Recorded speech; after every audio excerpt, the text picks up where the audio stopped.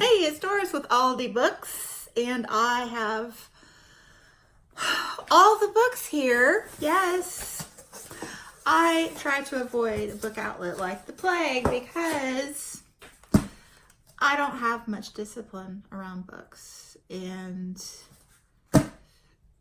I seem to be able to avoid book outlet most of the time, but when I do look, then it's all over. It's just a real problem.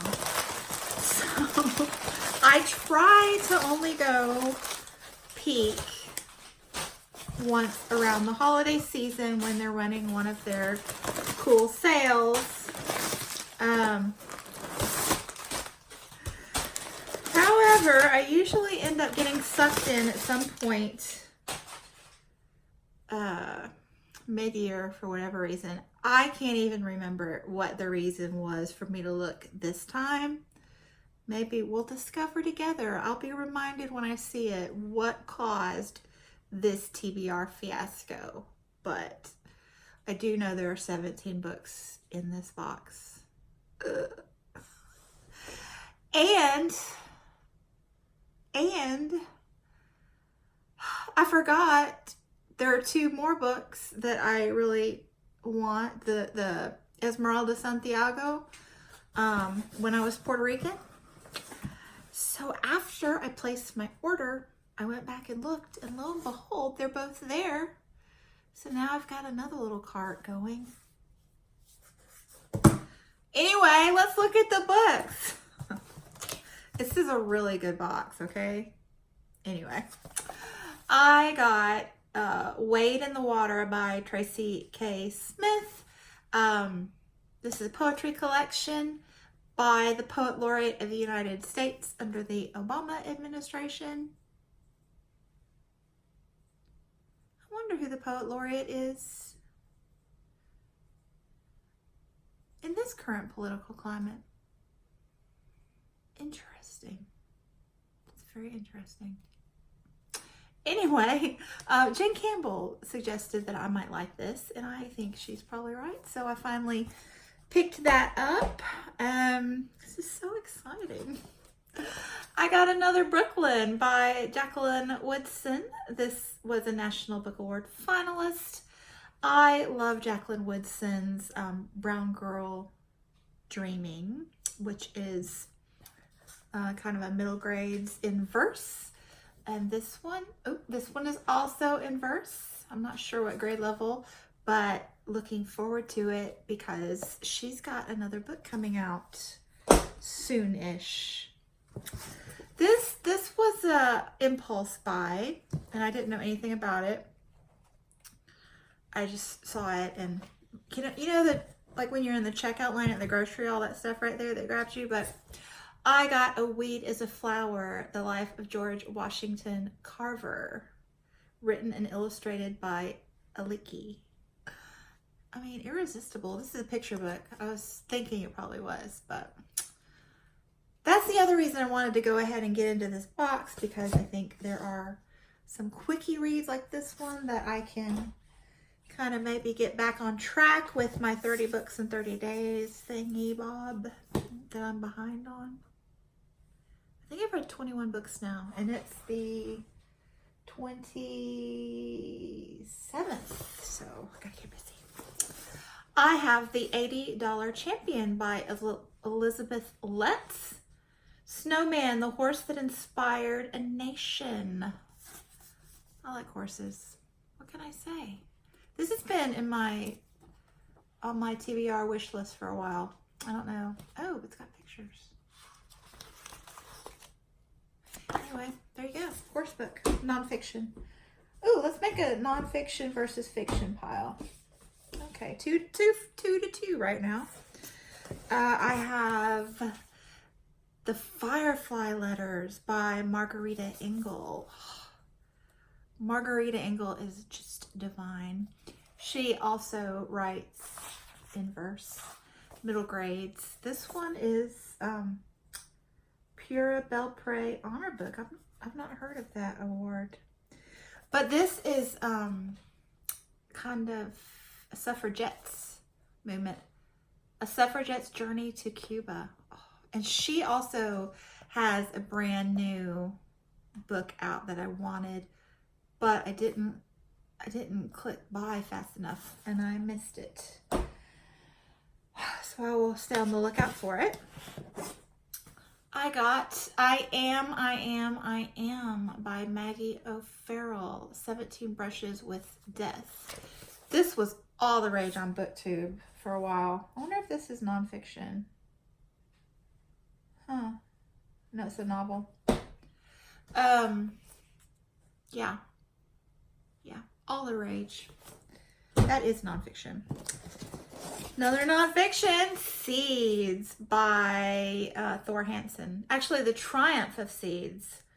How grains, nuts, kernels, pulses, and pips conquered the plant kingdom and shaped human history. Isn't that beautiful? It's a beautiful book. Well, that's an ugly cover inside, though. The outside is beautiful. I just got his B book recently, so they actually, I think there's one about feathers too, but I don't think Book Outlet had it yet. So there you go. Oh, this one I'm really excited about. When I got excited about the Harlem Renaissance and read some of those books from that era in February, I found this one, Smoketown, The Untold Story of the Other Great Black Renaissance by Mark Whitaker. And this is set in Pittsburgh, yes. How cool is that? I bet it has pictures. No oh, yeah, pictures. Where are they? They're here. I saw them. There they are. Ooh, nice. Okay, and then look at this. I was so excited. I found Severance by Ling Ma on Book Outlet. This is like dystopian, I believe, but I'm so into millennial pink too. Very excited. It's a little bit shimmery. Yes. And another one I couldn't believe. 3 Things About Elsie by Joanna Cannon. This cover is so me. Yes. The Trouble with Ghosts and Sheep, which I enjoyed. And this is the US cover, and US covers are stepping up their game. Like the UK cover of this, I think is very like nostalgic for UK readers, but doesn't say anything to American US readers because we're not familiar with that cake. But this is so cool. So very cool. And then this one I think I heard from Kendra Winchester. I think her and her husband read it together. Stamped from the Beginning, The Definitive History of Racist Ideas in America by Ibram X. Kendi. This was a National Book Award winner. And this is going to take a while to get through. It's fairly beast size, but it makes sense. It's a huge topic and very important. But I am going to finish the Evangelicals before I even think about starting that, okay? Okay. Ooh, so we are 5 fiction to 6 nonfiction at the moment. So real close race here. We have Candace Maillard, a fabulous nonfiction author.